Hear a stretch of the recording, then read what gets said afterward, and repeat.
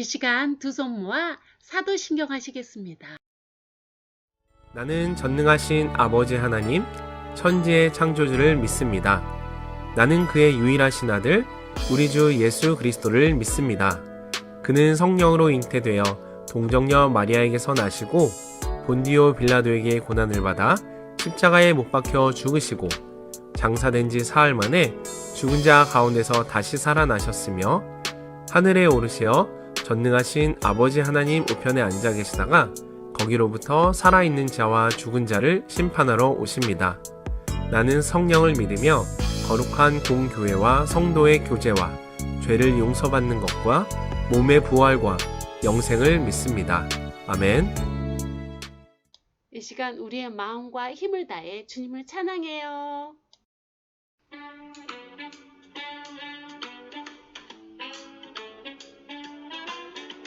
아무런 소망이 없을 때, 힘들어 낙심이 될 때, 마른 뼈에 생기를 불어 죽은 자 살리신 전능하신 하나님을 기억해. 우리에게 생기를 불어 다시 생명 주시네. 어두운 절망에서 나와 주를 위해 군사가 되리. 우리에게 생명이 되신 우리 주님 찬양해.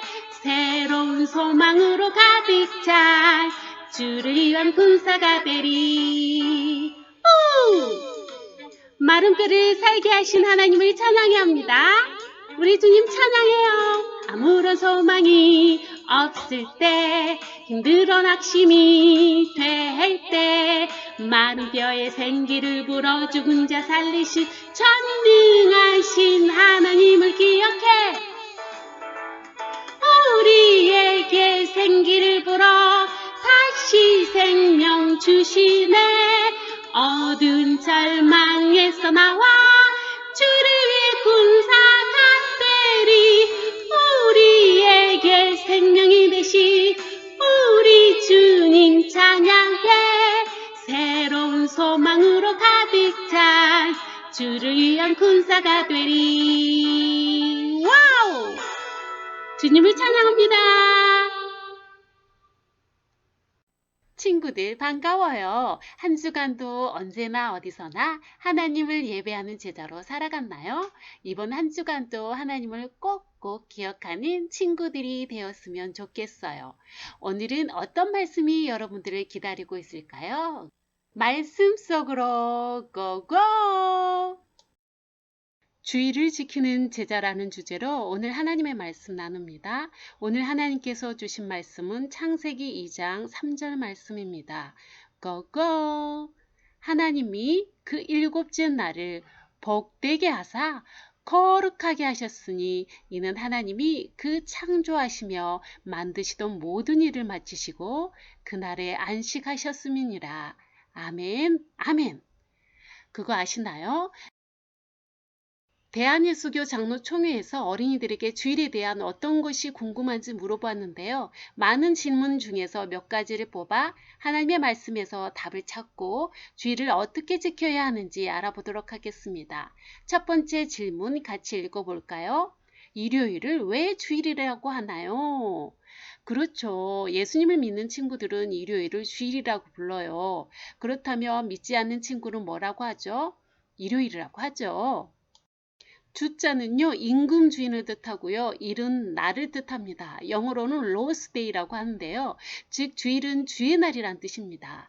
주님이 부활하신 날이기 때문이죠. 예수님은 십자가에 달려 죽으신 후 사흘 만에 다시 살아나셨어요.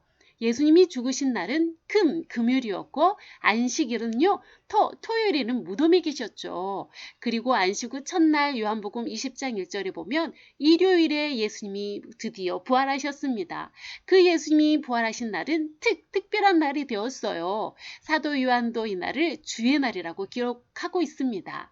예수님을 믿는 사람들은 이러한 특별한 의미를 알고 있기 때문에 일요일을 한 주의 첫날이요 주일이라고 부른답니다. 이제 두 번째 질문 같이 읽겠습니다. 주일은 언제부터 지키게 되었나요? 예수님을 믿는 사람들은 주님이 부활하신 날 안식 후 첫날을 기억하고 모이기 시작했습니다. 예수님이 하늘로 올라가신 후 초대교회가 생겼을 때 예수님을 믿는 사람들 중에는 안식일을 지키는 사람들이 많았죠. 그래서 안식일과 주일을 함께 지키기도 했지만 차츰 주일만을 지키게 되었습니다. 왜냐하면 주일은 온 인류를 죄에서 구원하시기 위해 십자가에 달려 죽으시고 부활하신 예수님을 기억하며 함께 모여 하나님께 예배를 드리는 특별한 날이기 때문입니다. 예수님을 믿는 사람에게는 주일이 바로 진정한 안식과 기쁨을 누리는 날입니다. 세 번째 질문 함께 읽겠습니다. 신앙생활을 할 때 교회를 꼭 나가야만 하나요? 네, 교회를 꼭 나가야 합니다. 왜냐하면 하나님 말씀 고린도전서 12장 27절에 너희는 그리스도의 몸이요 지체의 각 부분이라고 했습니다. 일단 그리스도인이 된다는 것은 주님의 몸이 된다는 것입니다. 주님의 교회가 된다는 것인데요. 예를 들면 우리는 우리의 몸에 눈과 코와 입과 손과 발이 있는데요. 그 중에 하나가 된다는 거예요. 주님의 코가 될 수도 있고 주님의 입이 될 수도 있는 지체라는 것이죠. 이 몸은요. 각자 따로 떼어놓을 수가 없습니다. 함께 있어야 제9시를 하게 되죠. 두 번째로 우리는 연약하기 때문에 절대 혼자 신앙생활을 할 수 없습니다. 하나님의 말씀 히브리서 10장 24절을 읽어볼까요? 서로 돌아보아 사랑과 선행을 격려하며 그렇습니다. 하나님께서는 우리에게 홀로가 아니라 서로 돌아보아 사랑과 선행을 격려하길 원하십니다. 우리가 수련회나 가족끼리 캠프를 갔을 때 장작불을 피우잖아요. 장작불은 홀로 피우게 되면 금방 꺼지게 되죠. 그러나 같이 피우게 되면 활활 타오르게 됩니다. 장작불들이 함께함으로써 제대로 역할을 하는 것이죠. 장작불이 서로 모여서 함께할 때 빛을 발하는 것처럼 우리 교회의 모든 지체들도 함께할 때 빛을 발하지 않을까요? 어떤 분은 저는 무교회 주인되라고 하는 분이 있습니다. 이게 무슨 말일까요? 자기 혼자 교회는 가지 않고 예배를 드린다는 거죠. 이게 가능한 것일까요? 성경에 보면 주님께서 목사와 교사와 장로를 뽑으라고 세우라고 하십니다.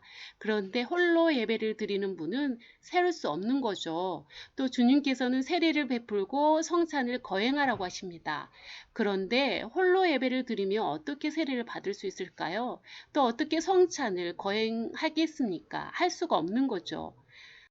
성경에 보면 또 서로 용납하라고 하십니다. 그런데 누구에게 용납을 하시겠습니까?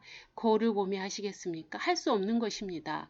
성경은요, 성경 내용 자체가 공동체적 삶을 기반으로 하고 있다는 것, 이걸 아셔야 합니다. 또 어떤 분들이 이런 질문을 하세요. 목사와 직분자들의 삶이 실망스러워서 교회 나가기 싫다는 거죠.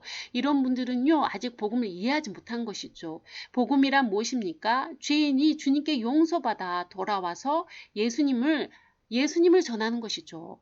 교회 구성원은 누구입니까? 천사가 아닙니다. 교회 구성원인 사람들이 주님께 용서받아서 구원 약속을 받고 하나님께 돌아와서 예수님을 전하는 것이죠. 교회로 돌아와서 예배를 드리는 것이죠. 여러분 그거 아십니까? 교회 구성원이 온전지 못하는데도 하나님께서는 그 구성원의 교회를 인정하신 것을 볼 수 있어요.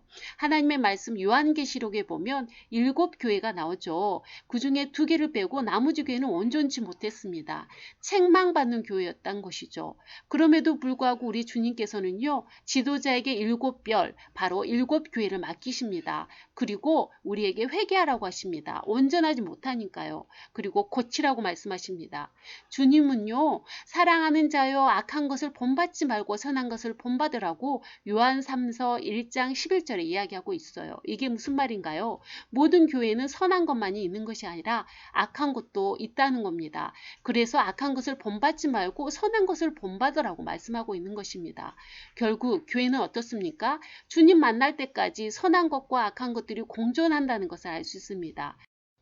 그 어디를 가도 마찬가지라는 것이죠. 그래서 선한 것을 본받으라는 것입니다. 물고기에게 물이 중요하듯이 우리에게는 교회의 공동체가 중요하다는 것을 기억해야 합니다.